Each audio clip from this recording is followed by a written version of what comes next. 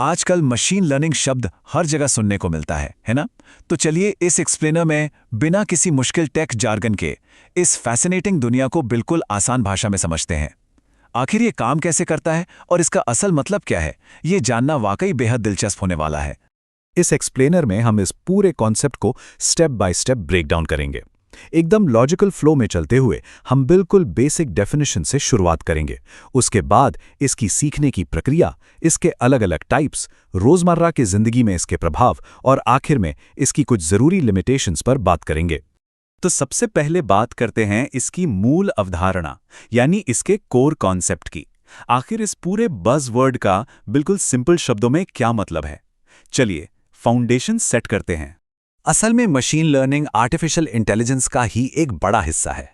Crucial point यह है कि यहाँ कंप्यूटर को हर एक छोटी बड़ी चीज के लिए कोड या प्रोग्राम नहीं किया जाता। इसके बजाय उसे ढेर सारा डेटा दिया जाता है ताकि वो खुद उस डेटा में छुपे हुए पैटर्न्स को पहचाने और अपने आप डिसीजंस लेना सीख जाए। एक तरह से हम मशीन्स को खुद से सोचने और समझने की आज़ादी दे रहे हैं। इसे एक उदाहरण से समझते हैं।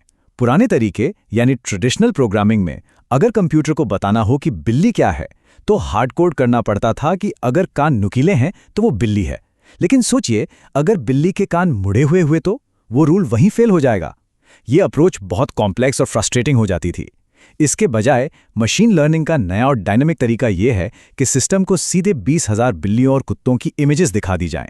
सिस्टम ऑटोमैटिकली खुद उनके पैटर्न्स को पकड़ लेगा और उन्हें पहचानना सीख जाएगा। है ना कमाल का शिफ्ट? और यहाँ सबसे दिलचस्प बात यह है कि इस टेक्निकल चीज को किसी बच्चे के पढ़ाई करने के तरीके से बहुत आसानी से कंपेयर किया जा सकता है। देखिए, जो डेटा है वो बिल्कुल किताबों या एक्सपीरियंस की तरह है। जो मॉडल है वो उस बच्चे का दिमाग है। ट्रेनिंग का मतलब ध्यान लगाकर पढ़ाई करना है और आखिर में जो प्रिडिक्शन है वो एग्जाम में दिया गया फाइनल आंसर है। इस सिंपल एनालॉजी से ये पूरा सिस्टम कितना ह्यूमनाइज हो जाता है और इस लॉजिक को पकड़ना एकदम आसान लगने लगता है। अब जब बेसिक कॉन्सेप्ट क्लियर हो गया है, तो चलिए इस डिजिटल स्टूडेंट के करिकुलम पर नजर डालते हैं। आखिर ये रॉ डेटा से लेकर एक काम करने वाले मॉडल तक का सफर तय कैसे करता है? इसके सीखने की प्रोसेस होती क्या है? इस स्टेप बाय स्टेप प्रोसेस में सबसे पहले आता है डेटा कलेक्शन, यानी बहुत सारी रॉ इमेजेस, टेक्स्ट या नंबर्स इकट्ठा करना। फिर होती है डेटा क्लीनिंग, जहां इस कचरे को साफ करके डेटा को यूज करने लायक बनाया जाता है। इसके बाद शुरू होती है मॉडल ट्रेनिंग, जहां एल्गोरिदम असल में उस डेटा से सीखना शुरू करता है। फिर टेस्टिंग और इवैल्यूएशन के जरिए उसकी सटीकता की कड़ी जांच होती है। बिना इन सारे कदमों को सफलता से पार किए कोई भी मॉडल रियल वर्ल्ड में प्रिडिक्शन या डिप्लॉयमेंट के लिए रेडी नहीं होता। आगे बढ़ते हैं और जानते हैं इस मशीन लर्निंग पाठ्यक्रम के अलग अलग विषयों, यानी इसकी कैटेगरीज के बारे में। जैसे क्लास में अलग अलग सब्जेक्ट्स होते हैं, वैसे ही एल्गोरिदम्स भी दिए गए डेटा के हिसाब से 3 बिल्कुल अलग तरीकों से सीखते हैं। पहली कैटेगरी को सुपरवाइज्ड लर्निंग कहते हैं। इसमें होता यह है कि सिस्टम को डेटा के साथ साथ सही आंसर्स पहले ही दे दिए जाते हैं। ये बिल्कुल वैसा ही है जैसे एक टीचर किसी स्टूडेंट को पहले से सही जवाब बताकर गाइड कर रहा हो। एक बार इस तरह से ट्रेन होने के बाद मॉडल नई चीजों को परफेक्टली फिल्टर कर लेता है, जैसे कि इन बॉक्सेस में आने वाले स्पैम ईमेल्स को ऑटोमैटिकली पकड़ना। इसके ठीक उलट होती है अनसुपरवाइज्ड लर्निंग। यहां एल्गोरिदम को कोई आंसर्स नहीं मिलते, उसे सिर्फ रॉ डेटा दे दिया जाता है और उसे खुद ही अकेले उसमें छुपे हुए हिडन स्ट्रक्चर्स और पैटर्न्स ढूंढने पड़ते हैं। सुनने में थोड़ा मुश्किल लग रहा होगा, लेकिन बिजनेस के लिए यह बेहद पावरफुल चीज है। जैसे कस्टमर सेगमेंटेशन, जहां बिना पहले से कुछ बताए सिस्टम खुद ब खुद एक जैसे कस्टमर्स के ग्रुप्स बना देता है ताकि मार्केट रिसर्च आसान हो सके। और फिर आती है तीसरी कैटेगरी, रीइंफोर्समेंट लर्निंग। यहां पूरा खेल ट्रायल और एरर का है। सही एक्शन लेने पर एआई को एक रिवॉर्ड मिलता है और गलत एक्शन पर पेनाल्टी। इस तरह बार बार कोशिश करके सीखने की लगातार क्षमता एक एआई को बेहद कॉम्प्लेक्स टास्क्स में मास्टर बना देती है। बिल्कुल एक बेहतरीन शतरंज खेलने वाले एआई की तरह, जो हजारों बार हार कर आखिर में एकदम फ्लॉलेस गेम खेलना सीख जाता है। लिटरली ट्रायल और एरर का बेस्ट एग्जाम्पल। खैर, अब जब हमारा यह डिजिटल स्टूडेंट पूरी तरह से ग्रेजुएट हो चुका है, तो थ्योरी से बाहर निकलकर देखते हैं कि रियल वर्ल्ड में इसका क्या इम्पैक्ट है। ये एल्गोरिदम्स हमारी रोजमर्रा की जिंदगी को आखिर कैसे शेप कर रहे हैं।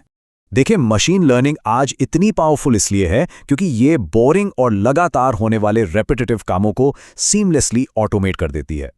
और सिर्फ इतना ही नहीं, बड़े पैमाने पर डेटा एनालाइज करके बिजनेस डिसीजंस और फोरकास्टिंग को बहुत बेहतर बनाती है। कंटेंट को बिल्कुल पर्सनल बनाना हो, जैसे नेटफ्लिक्स की रिकमेंडेशंस या फिर self driving cars, voice assistants और ऑनलाइन फ्रॉड पकड़ने वाले एडवांस सिस्टम्स चलाने हो, ये सब इसी पर निर्भर करता है। ये वाकई किसी जादू जैसा लगता है, लेकिन असल में ये सब नंबर्स और डेटा का ही कमाल है। अगर रोजमर्रा के पॉपुलर ऐप्स की बात करें तो ये और भी क्लियर हो जाता है।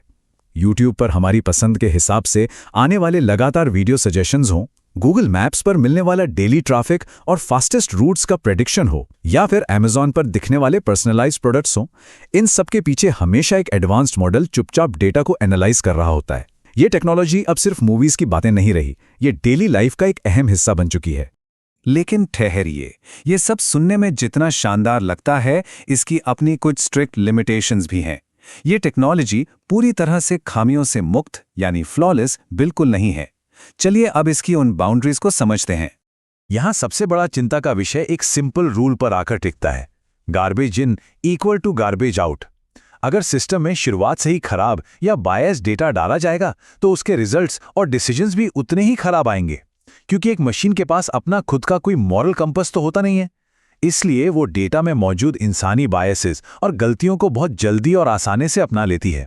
और हाँ, ये टेक्नोलॉजी हर समस्या का परफेक्ट या अकेला समाधान नहीं है। कभी कभी छोटी प्रॉब्लम्स के लिए पुराने और सिंपल तरीके ही ज़्यादा बेहतर काम आते हैं। तो इन सब बातों के बाद एक बहुत ही बड़ा और गहरा सवाल खड़ा होता है। अगर हम ध्यान दें कि कैसे ये एल्गोरिदम्स चुपचाप हमारे वीडियो फीड्स, हमारे ट्रैफिक रूट्स और यहाँ तक कि हमारी शॉपिंग आदतों को कंट्रोल कर रहे हैं, तो हमारी दैनिक जिंदगी का कितना बड़ा हिस्सा अब इंसानों द्वारा नहीं बल्कि डेटा में छुपे इन्हीं अनजान पैटर्न्स द्वारा शेप किया जा रहा है। इस एक्सप्लेनर को हम इसी विचार के साथ यहाँ छोड़ते हैं, क्योंकि डेटा की यह दुनिया हर पल तेजी से बढ़ रही है और ये सच में एक गहरे चिंतन का विषय है।